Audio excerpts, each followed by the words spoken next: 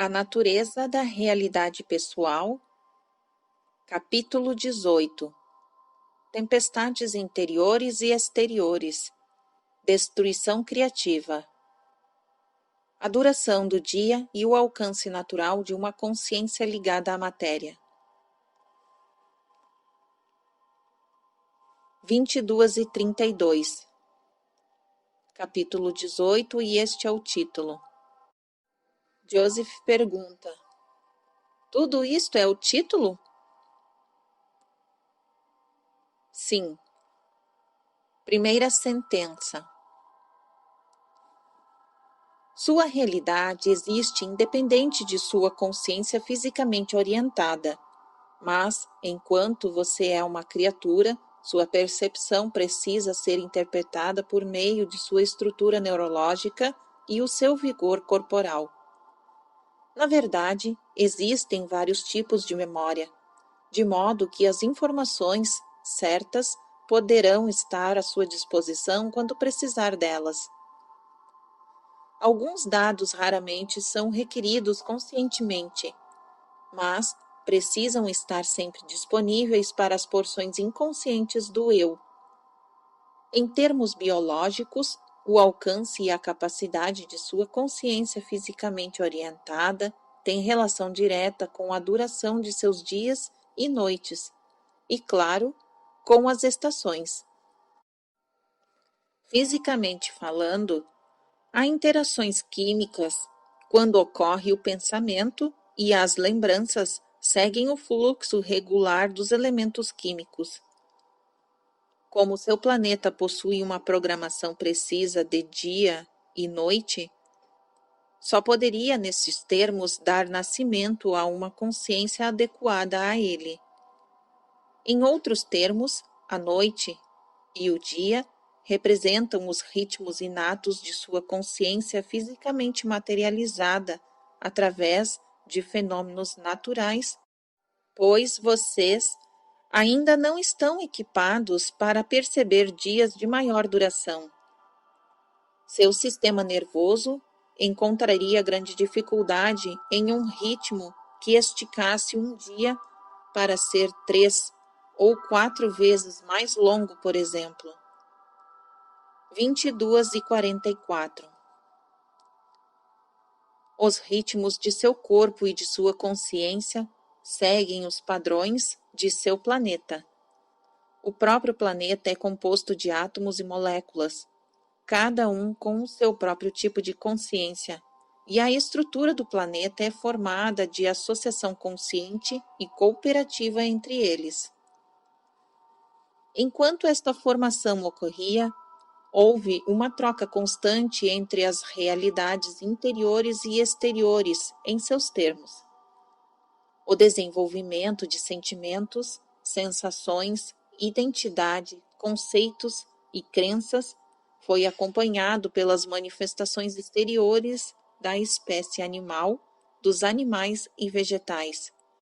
Com eles vieram as estruturas neurológicas complementares e as formações físicas precisas, como montanhas, vales, oceanos e assim por diante, necessárias para sustentá-los.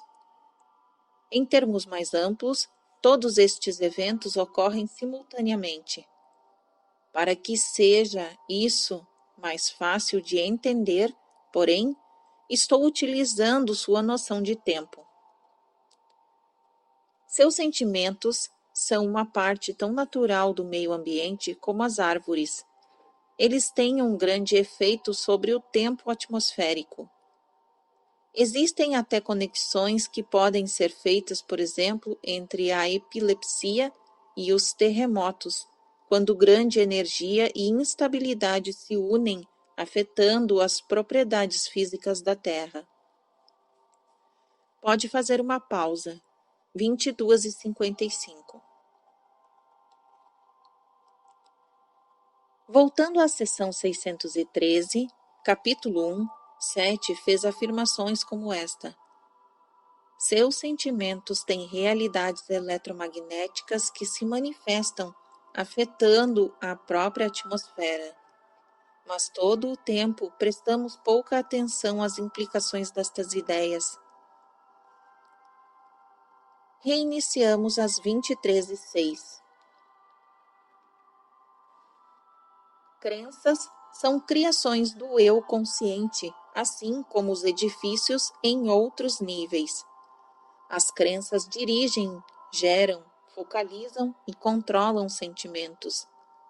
Neste contexto, os sentimentos estão sendo comparados a montanhas, lagos e rios. As ideias de crenças provocam as estruturas obviamente feitas pelos homens, que sugerem mentes autoconscientes e o mar de eventos sociais interrelacionados. Os sentimentos ainda dependem de sua estrutura neurológica e seu impacto com a realidade física. Um animal sente, mas não acredita. Da mesma forma que os pensamentos, seus sentimentos, com suas interações químicas, têm, além de sua realidade subjetiva para vocês, propriedades eletromagnéticas. Seu corpo, porém, precisa livrar-se dos excessos químicos da mesma forma que a Terra precisa livrar-se do excesso de água. Há o que eu vou chamar aqui de elementos químicos fantasmas. Aspectos de elementos químicos normais que vocês ainda não perceberam, que levam a certos limiares onde os elementos químicos são transformados em propriedades puramente eletromagnéticas, liberando energia e afetando diretamente a atmosfera física. 23h20. Assim como seu corpo está em um estado de fluxo e interações químicas constantes, o mesmo acontece com a atmosfera, que reflete, e em outro nível, todas as propriedades psíquicas, químicas e eletromagnéticas que existem dentro do corpo. Existe pouca diferença entre as correntes sanguíneas que fluem por suas veias e as correntes de vento, exceto que uma parece estar dentro de você e a outra fora. Ambas são, contudo, manifestações da mesma inter-relação e movimento. Seu planeta tem um corpo tanto quanto vocês. Seu sangue segue padrões determinados e também o vento. Nesses termos, você está dentro do corpo da Terra, assim como as células de seu corpo influenciam-no, também seu corpo afeta o corpo maior da Terra. O tempo reflete fielmente os sentimentos dos indivíduos em qualquer território. Padrões gerais de tempo seguem os ritmos internos mais profundos da emoção. 23h28.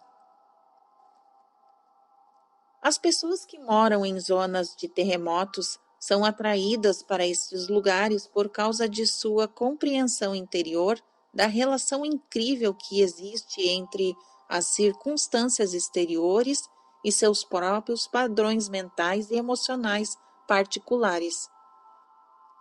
Nesses lugares, encontramos pessoas de grande energia, de natureza instável e excessivamente temperamentais, com grande capacidade criativa e inovadora. Elas precisam de um forte estímulo ou impacto com uma realidade contra a qual possam se medir. Em geral, há nelas uma grande impaciência com situações sociais e uma vitalidade incomum. Essas pessoas atuam com grande intensidade e coletivamente emitem excessos desordenados do que chamei de elementos químicos fantasmas. Essas qualidades emocionais não físicas são instáveis e afetam a profunda integridade eletromagnética da estrutura da Terra. Obviamente, tem havido terremotos onde não há gente, mas em todos os casos, as origens se encontram nas propriedades mentais e não nas exteriores. Os terremotos são com muita frequência associados a períodos de grande mudança e inquietação social. E a partir destes lugares originam-se as falhas geológicas que são projetadas externamente. Elas podem, então, afetar uma área despovoada em outro continente ou uma ilha, ou causar um maremoto de outro lado do mundo, assim como um ataque pode afetar uma porção do corpo distante do ponto original do dano. 23 e 38. Você não precisa de uma consciência desenvolvida para sentir certas coisas ou acontecimentos no passado. Aliás, os terremotos correspondem também às flutuações emocionais da raça, que quer dizer que condições instáveis da consciência engendram fenômenos naturais que, por sua vez, criam mudanças do estado de consciência, assim como nas condições da espécie. Em seus termos, a consciência está unida à matéria, e quaisquer experiências que ela tenha são fisicamente materializadas por meio desta interação. Há grandes correlações entre tempestades atmosféricas e tempestades psíquicas. Por exemplo, e entre as propriedades eletromagnéticas instáveis, tanto de sentimentos como de pensamentos, há uma relação evidente entre a habilidade do cérebro para lidar com elas e sua necessidade de livrar-se de excessos. Você não reage simplesmente ao tempo.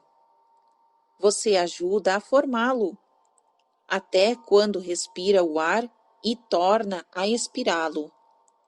O cérebro é um foco de relações eletromagnéticas que você não compreende. De certa forma, é uma tempestade controlada. 23 e 45. Dele brotam ideias tão naturais quanto o raio. Quando o raio atinge a Terra, ela muda. Também há mudanças que ocorrem pelo impacto de seus pensamentos sobre a atmosfera. A grande confiança interior com que você nasceu forma a base da confiabilidade abrangente da Terra física. Seu corpo habita a Terra da mesma forma que você habita seu corpo. Você nasceu com fé em sua existência, o que automaticamente orientou o funcionamento adequado de seu eu encarnado. Isso forneceu as propriedades estabilizadoras necessárias ao movimento de sua consciência e por meio das quais ela poderia eficaz e criativamente atuar. O menor átomo tem embutido seu próprio tipo de integridade sobre o qual se baseiam todas as organizações e alterações. Assim, de modo geral, há um tipo de gestalt permanente dentro do corpo da Terra. 23 e 54. Com tudo isto, porém, sempre há mudanças, pois com sua experiência de tempo linear, todo novo evento desaloja um outro. Em termos de sua focalização, uma determinada ocorrência leva tempo. Vocês sabem que ocorrem muitos eventos que não são percebidos conscientemente, mas acreditam na palavra de outros. Em seus termos, portanto, a mudança é aparente, o corpo é alterado. Eu lhe disse que a doença pode ter uma base criativa. Seção 620, capítulo 4. E também um terremoto ou qualquer catástrofe natural. Agora, pode fazer uma pausa e terminar a sessão como preferir. Vamos fazer uma pausa. 00:01. Durante o intervalo, especulamos sobre o que poderia ser apreendido com um estudo global computadorizado, um que remontasse o início dos registros da nossa história, digamos, para ver que correlações descobriríamos entre terremotos e períodos de grandes distúrbios emocionais e sociais em todo o mundo. Reiniciamos às 00:10. Em outros níveis que não o consciente, simplesmente como criaturas, vocês percebem a iminência de tempestades, inundações, furacões, terremotos, etc.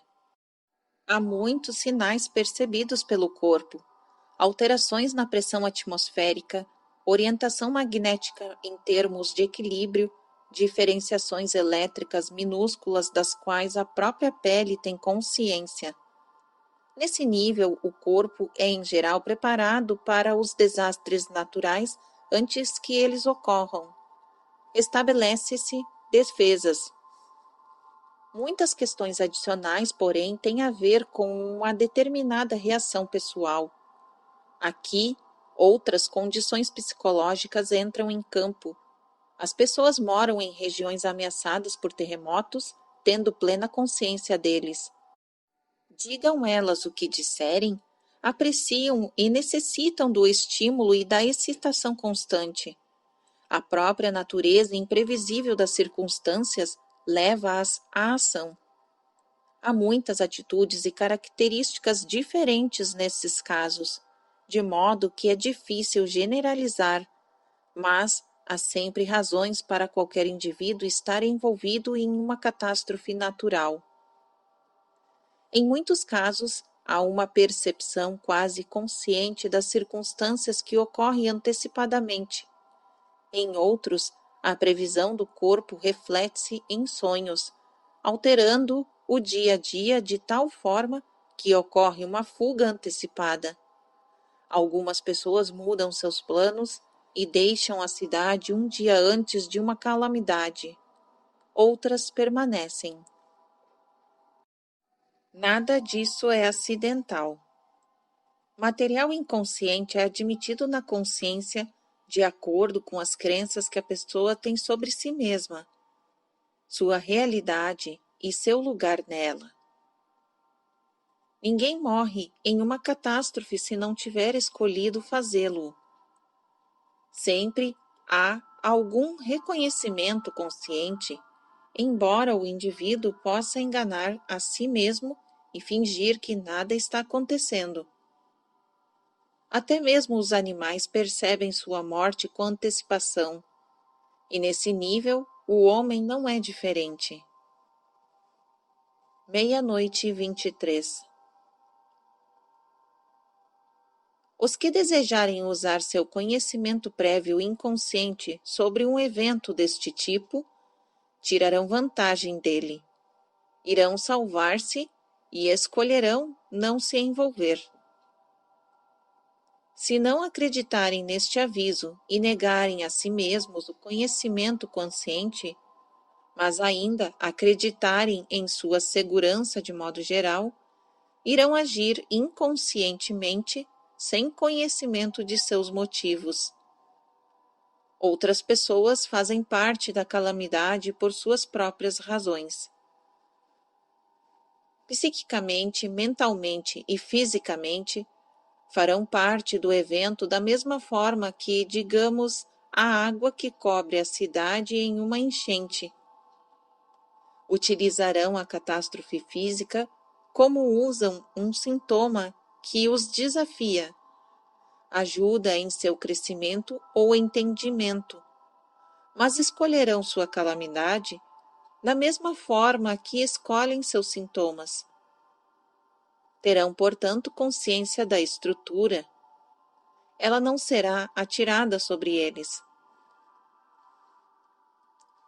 Talvez não aceitem conscientemente tais informações, mas se soubessem como se autoexaminar, descobririam que suas crenças levaram precisamente àquele determinado tipo de situação. Uma doença grave pode ser usada por uma pessoa para colocá-la no mais íntimo contato com seus poderes da vida e da morte, ou iniciar uma crise que mobilizará instintos de sobrevivência enterrados para retratar vividamente importantes pontos de contraste, despertando toda a sua força. Assim, uma catástrofe pode ser usada conscientemente ou inconscientemente, dependendo da pessoa. Fim da sessão. Obrigada. Minhas sinceras saudações a ambos e chegaremos à sua enchente. Ótimo. Boa noite, 7. 00:36. Todos os transes e transmissões de Jane esta noite foram profundos e muito regalares. 7 parou por nossa causa, disse ela ao recolocar os óculos. Posso sentir mais material vindo. Aposto que eu poderia dormir 1 hora e então começar outra sessão. Claro que não vamos fazer isso, eu sei. Ela riu ao pensar sobre uma tentativa dessas. Mas quando sinto a informação chegando, detesto parar. A respeito das referências de 7 à sua enchente, ver os comentários de Jane no final da última sessão. Sessão 655, dia 23 de maio de 1973, 21h40, quarta-feira. Boa noite. Boa noite, 7. Ditado. Repito que não há acaso. Ninguém morre, seja em que circunstância for, se não estiver preparado para morrer.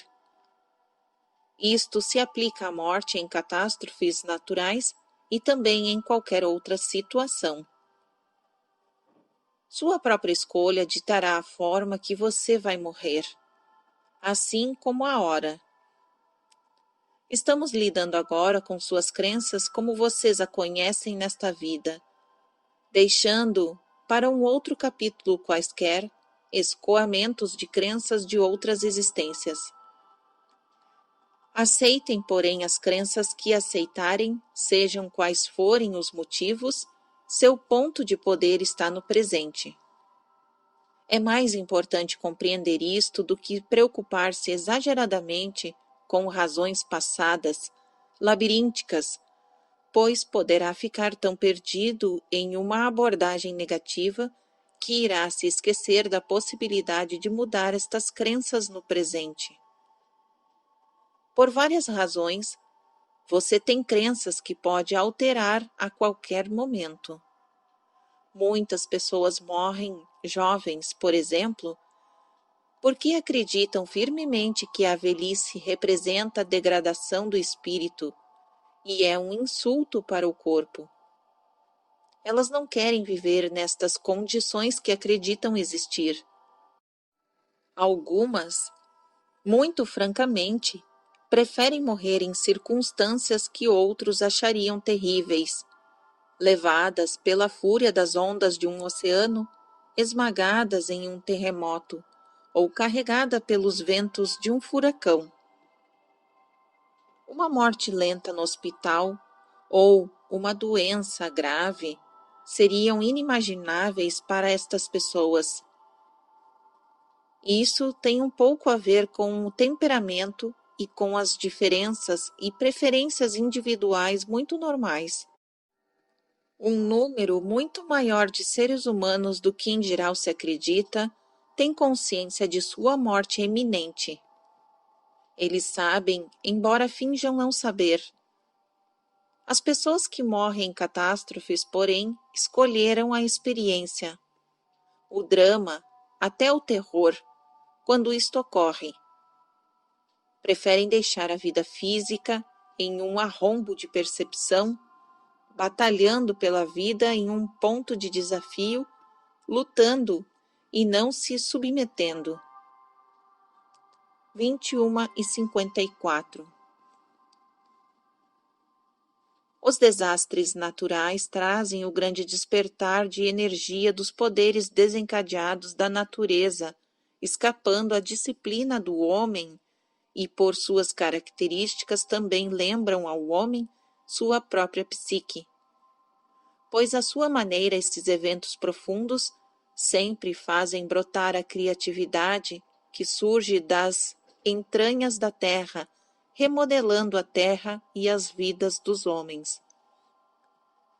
Este conhecimento inato é seguido de reações individuais, pois embora o homem tema o poder da natureza quando desencadeado e tente proteger-se dele, deleita-se nele e identifica-se com ele ao mesmo tempo. Quanto mais civilizado o homem se torna, mais suas estruturas e práticas sociais se separam da sua íntima relação com a natureza.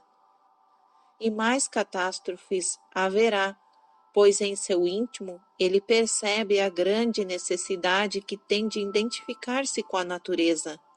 Ele próprio a invocará em forma de terremotos, furacões e enchentes para poder mais uma vez sentir não apenas esta energia, mas a dele próprio. Mais do que qualquer coisa, um grande encontro com a energia plena dos elementos coloca o homem cara a cara com a incrível potência que lhe dá origem.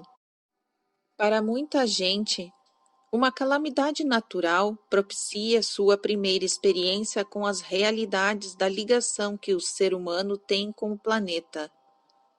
Nessas condições, o homem que não se sente parte de coisa alguma, de nenhuma estrutura, família ou país, pode compreender em um instante sua camaradagem com a terra, seu lugar nela e sua energia. Ao reconhecer repentinamente esta relação, ele sente seu próprio poder de ação. 22:9. Em um nível muito diferente, os distúrbios ou motins servem ao mesmo propósito. Quando a liberação de energia, sejam quais forem suas razões, leva um grupo de indivíduos ao reconhecimento íntimo de que existe uma vitalidade altamente concentrada. Talvez não tenham encontrado isto antes na vida. Este reconhecimento pode levá-los, e em geral os leva, a aprender sua própria energia e a usá-la de um modo muito criativo. Uma catástrofe natural ou uma desordem são ambas banhos de energias potentes e altamente positivos à sua própria maneira, apesar das conotações óbvias. Em seus termos, isto de forma alguma absolve as pessoas que iniciam as desordens, por exemplo, pois elas trabalham em um sistema de crenças conscientes no qual a violência gera violência.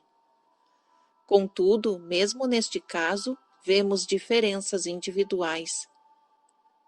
Os incitadores das desordens estão, em geral, buscando uma manifestação de energia que eles não acreditam possuir por conta própria. Eles acendem e iniciam fogueiras psicológicas e ficam tão horrorizados diante dos resultados como qualquer incendiário. Se compreendessem e pudessem vivenciar o poder e a energia em si mesmos, talvez não necessitassem desse tipo de tática. 22:19. Assim como os problemas raciais podem ser resolvidos em muitos níveis, através de um tumulto ou desastre natural, ou uma combinação de ambos, de acordo com a intensidade da situação em nível psicológico, e assim como os sintomas físicos podem construir pedidos de ajuda e de reconhecimento, também os desastres naturais podem ser utilizados por membros de uma porção do país ou do mundo para obter ajuda de outras porções. É óbvio que muitos distúrbios são conscientemente instigados. Por certo, milhares de pessoas, ou mesmo milhões, não decidem conscientemente produzir um furacão, uma enchente ou um terremoto da mesma maneira. Em primeiro lugar, neste nível, elas não acreditam que isso seja possível. Embora as crenças conscientes desempenhem um papel em tais casos, em base individual, o trabalho interior é feito da mesma forma inconsciente que o corpo produz sintomas físicos.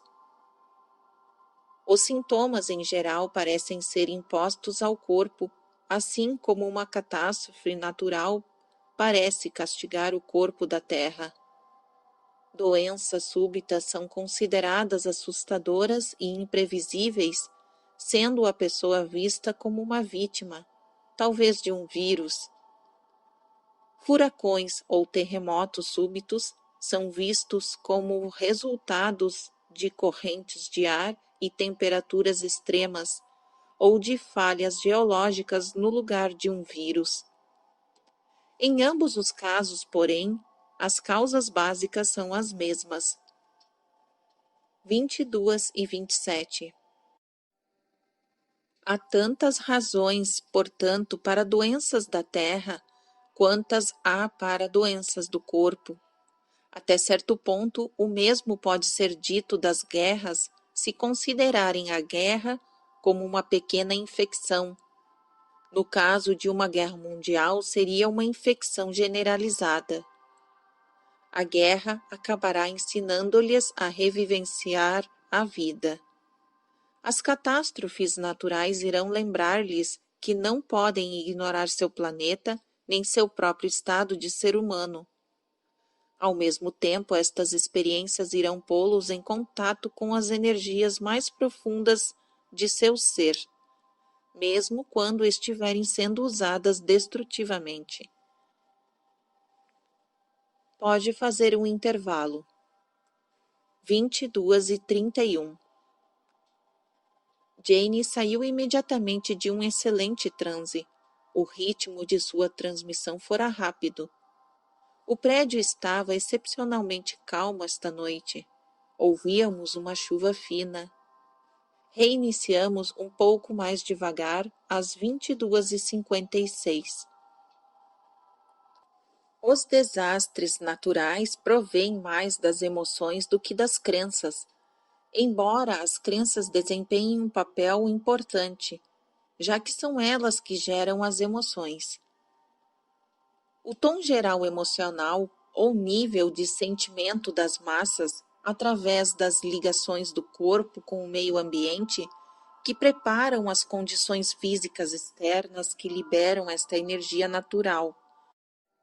7 descreve as sensações feeling tones na seção 613, capítulo 1. De acordo com as condições emocionais da massa, vários excessos são criados fisicamente e depois atirados para a atmosfera em forma diferente. Os elementos químicos fantasmas mencionados anteriormente, na última sessão, têm aqui o seu papel, assim como as propriedades eletromagnéticas das emoções. Uma pedra em um riacho divide a água, fazendo-a fluir ao redor do obstáculo. Suas emoções são tão reais quanto as pedras. Seus sentimentos coletivos afetam o fluxo de energia de sua força em termos de fenômenos naturais.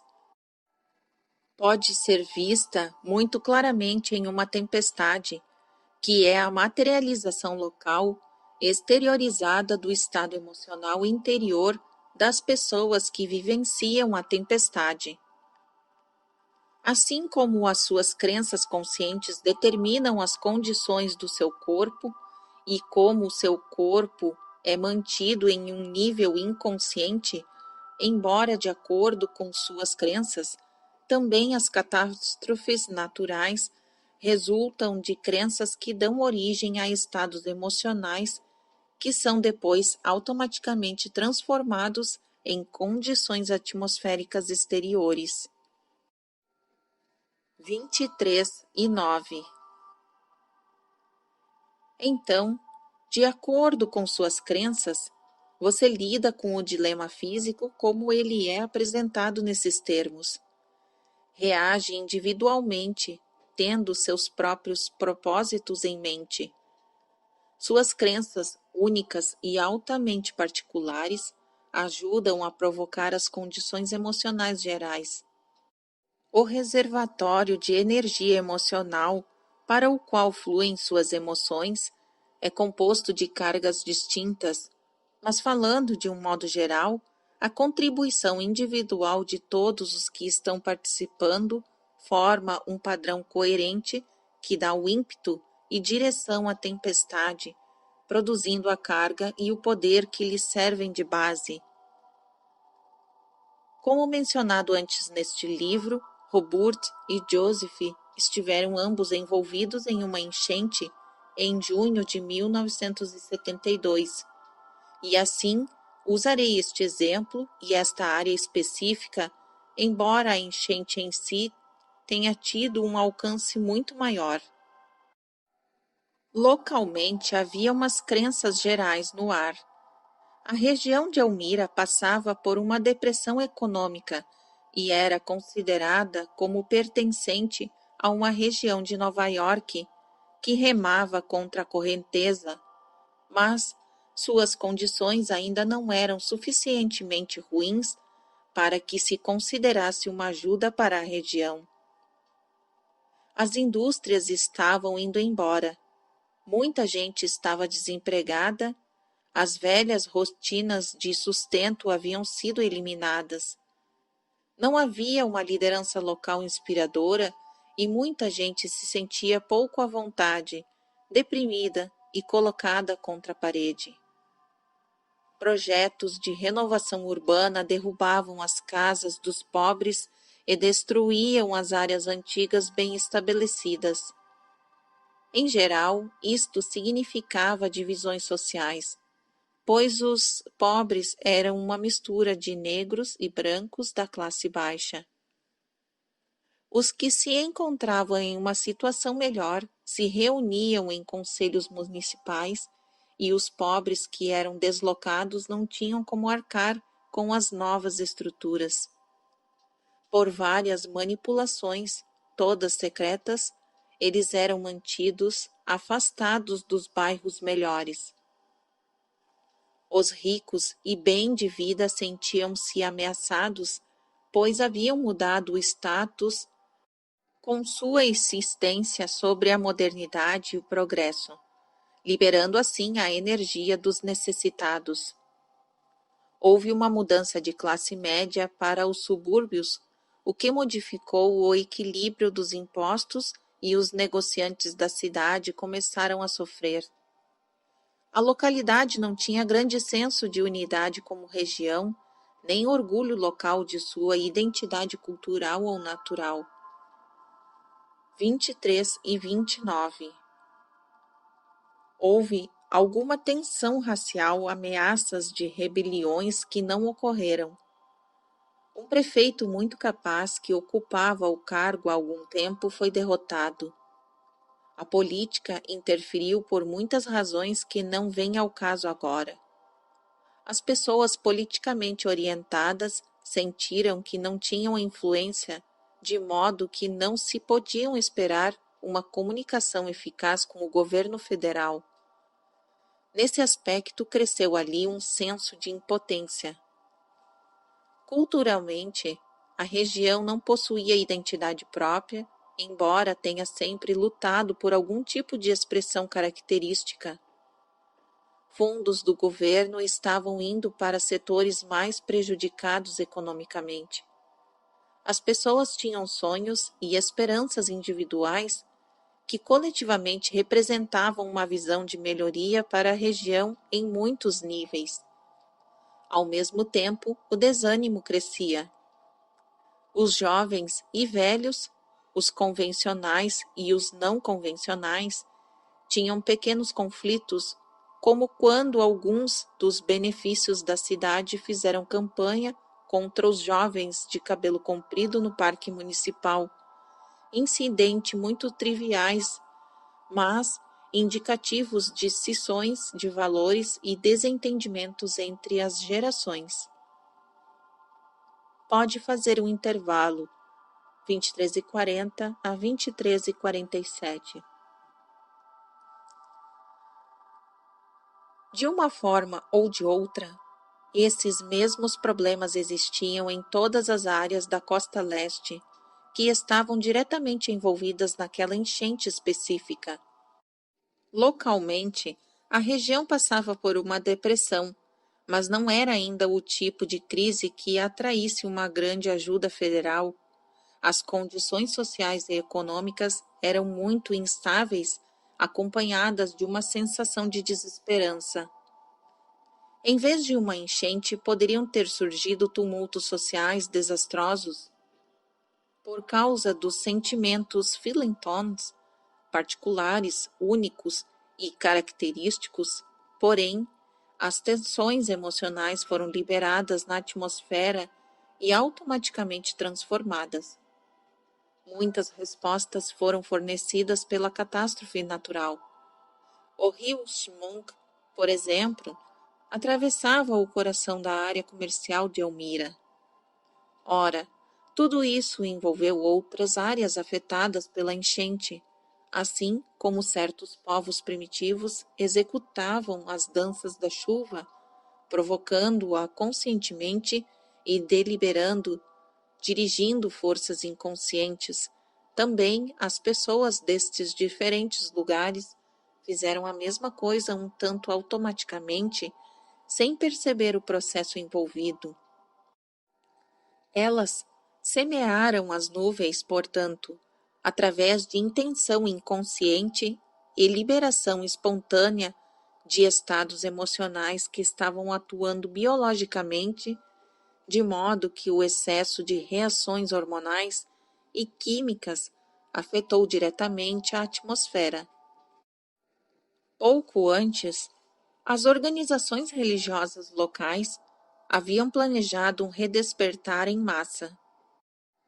Seguidores de um popular grupo religioso havia aderido, e o evento recebera uma publicidade considerável.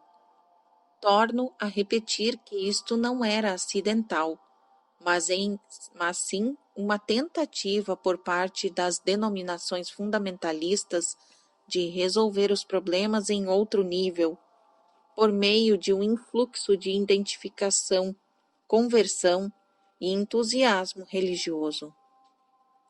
As crenças que serviam de base para esses planos, entretanto, não se harmonizavam com as crenças coletivas da população, o que fez com que a tentativa falhasse. O programa baseava-se no conhecimento pré-cognitivo da enchente. A cruzada jamais aconteceu, pois a organização deste movimento religioso fugiu com medo da enchente. 00:02.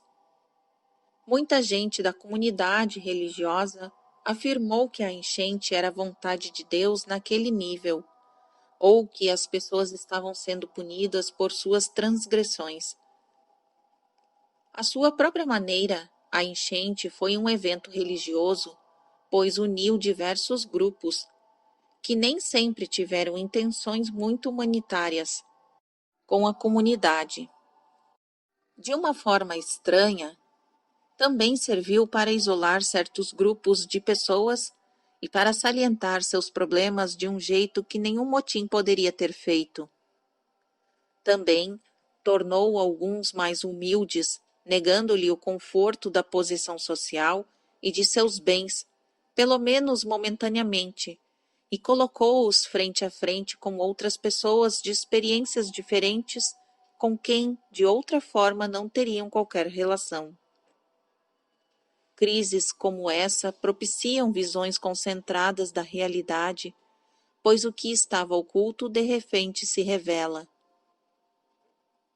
Em muitos casos, os pobres salvaram-se porque a maior parte das casas e apartamentos antigos conseguiu resistir, enquanto que as casas mais novas, tipo casas de campo, cederam aos ataques da água. Mas a escola Elmira College ainda se viu com muitos desabrigados à sua porta, mulheres que não tinham um propósito maior do que jogar bridge. Acabaram lutando pela sobrevivência ao lado de suas irmãs mais pobres. Muitos dos mais necessitados que perderam suas casas foram surpreendidos pelas qualidades de liderança que descobriram em si mesmos. 00:11. A área do centro da cidade viu seus problemas internos conhecidos, mas sempre escondidos fisicamente, materializados. Estava quase em ruínas e precisava de uma ajuda drástica. A prefeitura viu-se de repente cara a cara com uma realidade que pouco tinha a ver com as salas de conferência. A crise uniu o povo.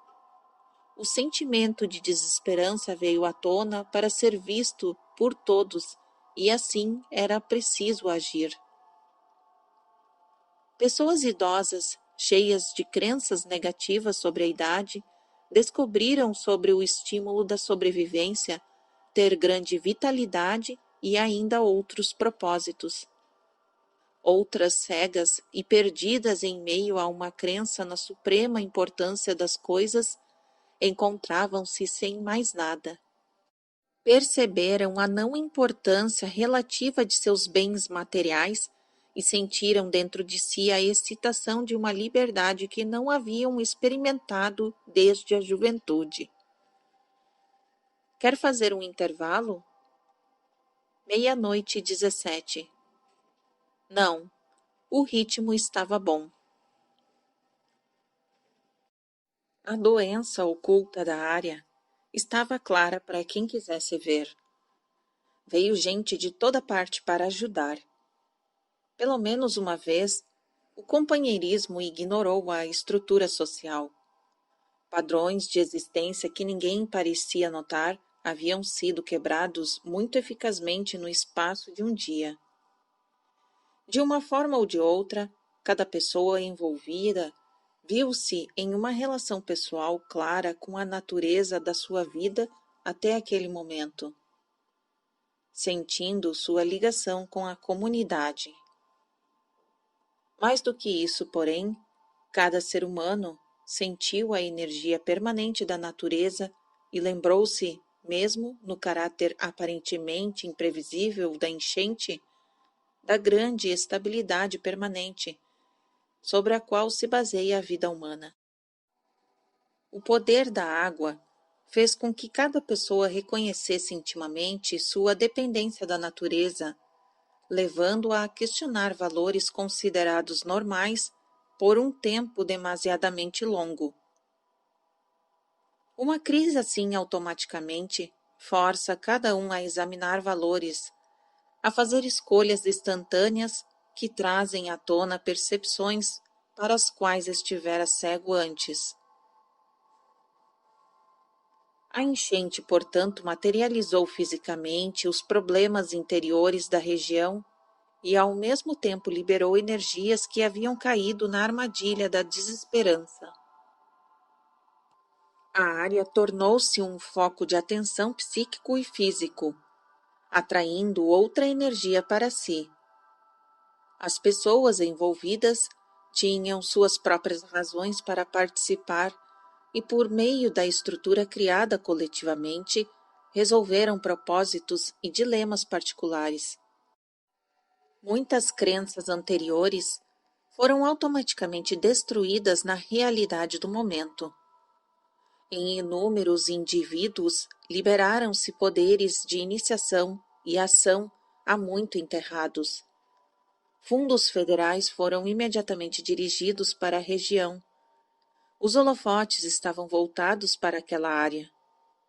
Muitas pessoas solitárias foram forçadas, ou melhor, forçaram-se a uma situação onde era imperativo que elas se relacionassem com os outros. Como este não é o tema principal deste livro, não posso entrar mais profundamente em tudo o que estava envolvido. Trataremos, entretanto, da experiência de Robert e Joseph com a enchente, pois sua participação terá aplicação para muitos. Agora, sorrindo e mais alto, Seth fala: Minhas cordiais saudações a ambos e muito boa noite. Obrigado, Seth. Muito bom. Estamos esperando mais informações. Terminamos à 00:48. Antes de datilografar este material, Jane e eu discutimos se deveríamos complementar os dados locais um tanto generalizados de Seth com nomes, datas e eventos específicos envolvendo Elmira e o condado de Chemung. Essas informações cobriram períodos de pelo menos vários meses antes e depois da enchente do dia 23 de junho de 72. Decidimos que isso não era mais necessário. Seth já provara seus pontos. Entretanto, achamos uma pesquisa bem feita sobre as relações entre estados emocionais e o tempo em nosso condado, que seria interessante. Questões de limites geográficos, tempo e dinheiro entram naturalmente, mas para ser esclarecedor, o estudo precisaria incluir o estado de Nova York, por exemplo, depois a Pensilvânia, e finalmente toda a região costeira dos Estados Unidos, pois a tempestade tropical Agnes, que ocasionou a enchente, foi realmente muito forte. Em relação ao material sobre a enchente nesta sessão e na próxima, referimos o leitor novamente às notas da seção 613, capítulo 1. Seção 666, dia 28 de maio de 1973, 21h31, segunda-feira. Boa noite. Boa noite, Seth. Sorrindo, agora quer saber por que ficamos aqui em nossa residência durante a enchente? Sim, gostaria muito. E nada disto deve ser um mistério para você. As razões e os hábitos estavam todos conscientes e disponíveis. Ditado: Robert e Joseph, como Seth chama Jane e eu, sempre tiveram uma relação pessoal com a natureza e com o universo. Eles são individualmente motivados, em certo sentido, solitários. Eles evitam grandes grupos. Entretanto, muita gente ficou surpresa quando estes dois permaneceram aqui durante a enchente. Alguns acharam isso uma tolice. De certa forma, porém, Robert e Joseph estavam muito bem preparados. Desde a Baía dos Porcos, eles haviam mantido um pequeno estoque de alimentos, de água pura, em velhas garrafas de vinho, velas e um radiotransmissor. Não estavam, porém, desejando um desastre. Observação: Seth não mencionou também que tínhamos um pequeno rifle que nunca fora disparado e alguns suprimentos médicos em nosso estoque. Em abril de 1961, um grupo de exilados cubanos pousou na Baía dos Conchinos, Baía dos Porcos, em Cuba, em uma tentativa desastrosa de derrubar o regime de Fidel Castro. Em outubro de 1962, houve o confronto entre os Estados Unidos e a Rússia pelos mísseis desta última, em Cuba. E assim, mais uma vez, parecera uma boa ideia manter o suprimento à mão. Continuando o ditado. Antes de Robert envolver-se com seu trabalho psíquico, ele escreveu uma pequena história, Bundu. na qual ocorria uma destruição atômica. Outra observação. Este trabalho de Robert foi publicado em The Magazine of Fantasy and Science Fiction em março de 1958. Continuando o ditado. Como referência, ele leu a respeito de requisitos para a sobrevivência. Mais tarde, na época da Baía dos Porcos, foram comprados os suprimentos necessários. De uma forma muito natural, a família começou a manter esses procedimentos quase que automaticamente. Há sempre um estoque de velas, de água e de comida. Nenhum destaque foi dado a estas provisões, entretanto. Quando veio a enchente, contudo, Robert e Joseph encontravam-se, pelo menos neste aspecto, preparados para sobreviver sem a ajuda do mundo exterior. Tudo isto tinha a ver com as decisões conscientes anteriores e respostas às situações que já não existiam na época da enchente. Contudo, o padrão de reação foi claro. Eles haviam decidido enfrentar juntos, em seu próprio território, qualquer grande crise que surgisse. 21:43. As crenças que levaram à decisão deles de ficar não haviam mudado naquele aspecto. A sensação de envolvimento pessoal com a natureza atuou aqui com muita força. Eles arriscariam, portanto, em bases individuais. Ora, eles também estavam acostumados a trabalhar sozinhos, mesmo quando juntos. Em suas realizações artísticas e no trabalho psíquico, estavam acostumados a confiar em si mesmos. No passado, haviam acampado, e pelo menos uma vez em algum lugar primitivo, na Baja Califórnia.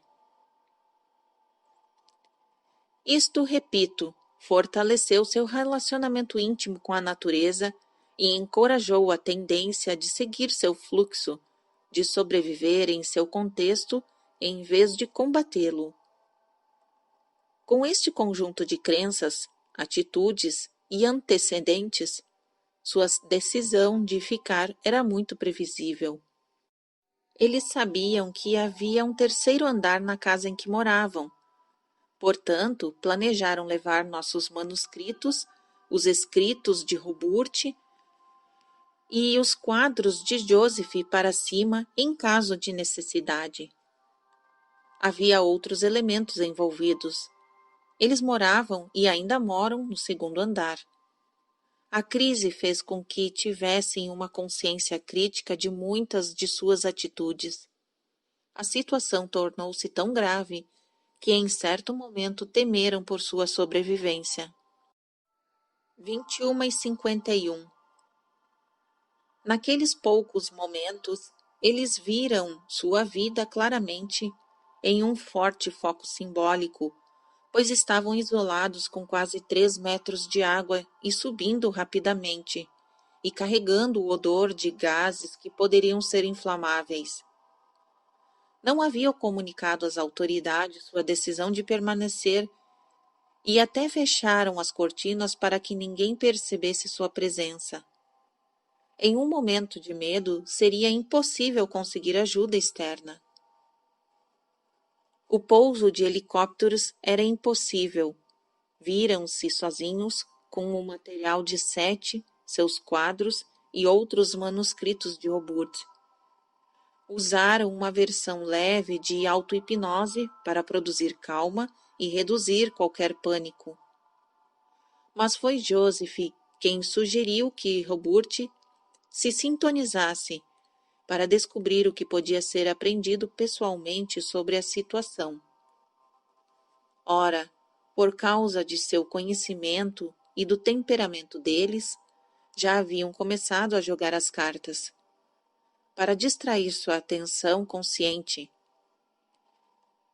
e também a beber vinho para ajudar a reduzir a tensão. Roburt entrou então em um estado alterado de consciência e muito corretamente previu a situação.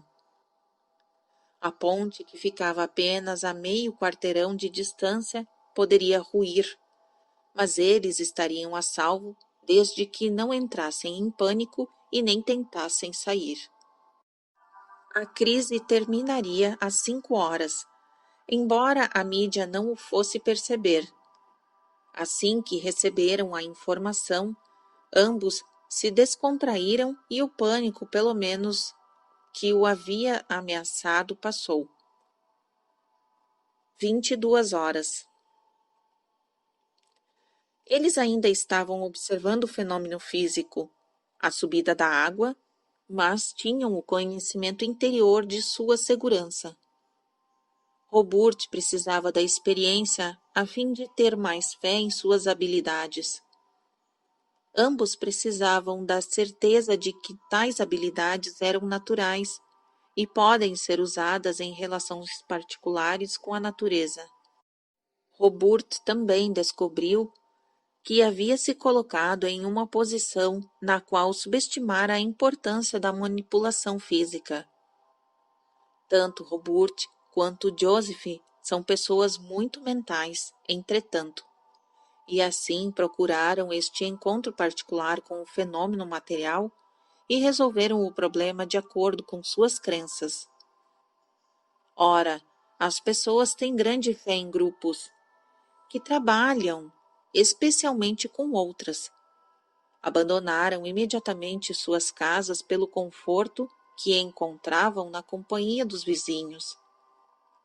Roburt e Joseph descobriram qual era a atitude em uma crise, o que determinou claramente sua posição psíquica. Restou-lhe questionar por que haviam decidido enfrentar a enchente sozinhos. Em outros termos, as águas da enchente tornaram-se águas do tempo e da passagem do mundo dos fenômenos. A despeito de todos os problemas pessoais naturais, eles haviam tomado uma posição. As águas recuaram, como Roburt havia predito. Eles foram forçados a enfrentar os resultados. Joseph ajudou fisicamente quando seus vizinhos voltaram para seus apartamentos. Dedicou-se ao trabalho físico envolvido. Roburt e Joseph abriram seus 2 apartamentos. Um casal foi abrigado em um deles, enquanto Roburt e Joseph limitaram-se ao outro. Viram-se então em contato diário com outras pessoas, coisa a que não estavam acostumados. Esta situação trouxe-lhes percepções importantes e inestimáveis. Também lhe mostrou que, por causa de sua própria relação, eles ainda interagiam com outros. Ponto final e faça uma pausa. 22:17. Eu estava recebendo muitas outras coisas, mas elas não pertencem ao livro, de modo que Seth não falou.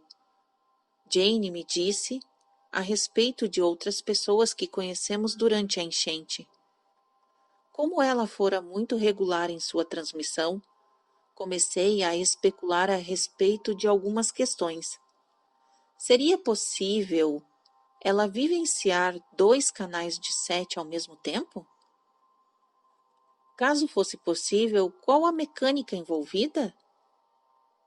Ou mesmo que sua percepção se tivesse alternada entre os dois, por que isto não interferiria em seu material falado? Não sei como recebi, disse ela. Acho que no meio, mas isso não diz muito. Na verdade, quantos canais estavam envolvidos? Pois Jenny acrescentou que também recebera informações sobre ela própria, novamente, no meio. Ela conseguiu ser mais específica e reiniciamos às 22:40.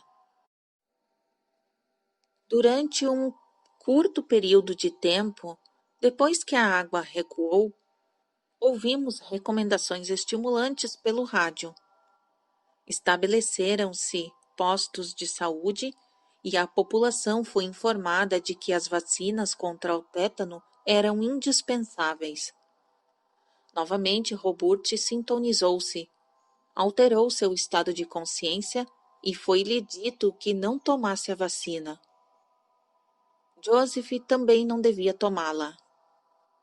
O conhecimento inconsciente foi passado e informada a condição do corpo de cada um. Ambos estariam seguros desde que não tomassem as vacinas.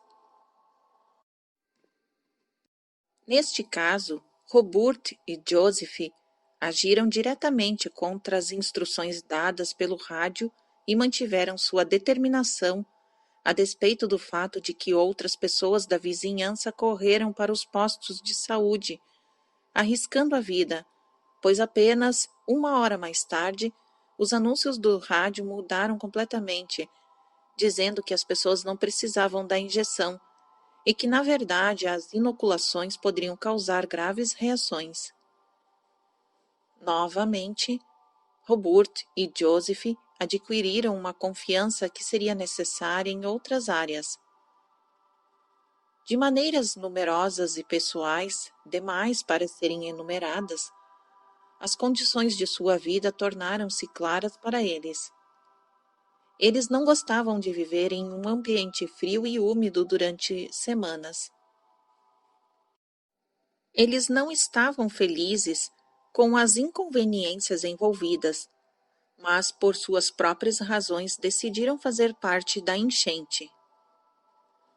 Apenas alguns dias antes desta ocorrência, ofereceram a Robert um programa de televisão em Baltimore e ela recusou. Observação: Jane disse ao diretor do programa que lhe telefonara: "Sinto muito, mas não posso participar de seu programa, porque sinto com muita força que devo permanecer aqui em Elmira nesses dias." E quando ela se ouviu dizendo isto, ficou surpresa. Continuação do ditado. O carro deles estava submerso. Os pagamentos das aulas de Robert foram perdidos, mas todos estes efeitos colaterais foram escolhidos bem de acordo com as crenças conscientes, com os hábitos e costumes de Robert e Joseph. 22h50. O mesmo se aplicava a todas as outras pessoas envolvidas. Em nível simbólico, uma enchente representa naturalmente uma lavagem do velho, o poder e a energia de limpeza das forças inconscientes e o consequente novo nascimento. O fato é que sua sociedade muitas vezes o envolve em aborrecimentos e problemas triviais que não desenvolvem sua plena capacidade.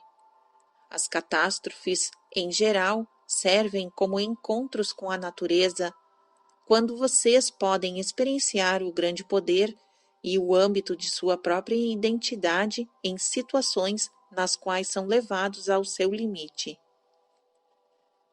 Em uma sociedade muito materialista, a perda de uma casa cara e de outros bens materiais é uma questão de natureza muito prática e simbólica. Muitas pessoas, portanto, buscaram esta experiência. Muitos também reagiram com um heroísmo que não sabiam possuir. Surgiu um sentido de união da comunidade, um profundo sentimento de companheirismo que não existira antes. A guerra muitas vezes foi servida como estímulo emocional, como fuga em termos de catástrofes, como excitação e sensação de pertencer para aqueles que se sentiam sozinhos, fracos e isolados. À sua própria maneira, um incêndio na vizinhança serve o mesmo propósito, entre outros, e isto também acontece em relação a catástrofes locais e regionais. A natureza de sua mente consciente exige mudanças e significados, sensações de poder e aspirações pelas quais julgar sua orientação individual. Uma sociedade perfeita, falando em termos do que é ideal, forneceria estas qualidades, encorajando cada pessoa a usar plenamente seu potencial, a deleitar-se com seus desafios e a ser levada por seu grande entusiasmo natural ao tentar aumentar o seu poder criativo à sua própria e única maneira. 23:6 Quando estas oportunidades são negadas, surgem rebeliões, guerras e catástrofes naturais. Toda criatura tem direito à sensação de poder. Fala aqui novamente do poder como habilidade de agir de modo criativo e com alguma eficiência. Um cachorro acorrentado por tempo demasiado, em geral, torna-se mau. Um homem que acredita que seus atos não têm valor procura situações nas quais use seu poder para agir, mas, em geral, sem se preocupar se a ação terá um efeito construtivo ou negativo. Você não pode agir positivamente se não pode agir. Vocês não compreendem, portanto, a natureza de sua própria energia ou de sua capacidade de dirigi-la. As tempestades, digamos, os furacões, são provocados por homens zangados, exatamente como as guerras, que são simplesmente versões dos mesmos fenômenos. A enchente representa um sistema psíquico coletivo projetado sobre a Terra.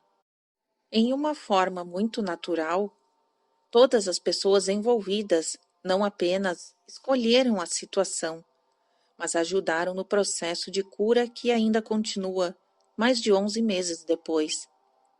Vocês, porém, não podem separar-se do corpo da Terra e de suas condições, mais do que de seu próprio corpo. Embora não lhes pareça, esses são procedimentos criativos e corretivos.